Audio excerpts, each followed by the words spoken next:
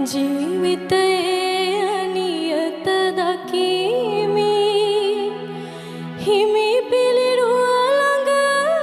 නැවති මොහොතක් බුදුබණ පදයක සිත නිවමි බුදුබණ පදයක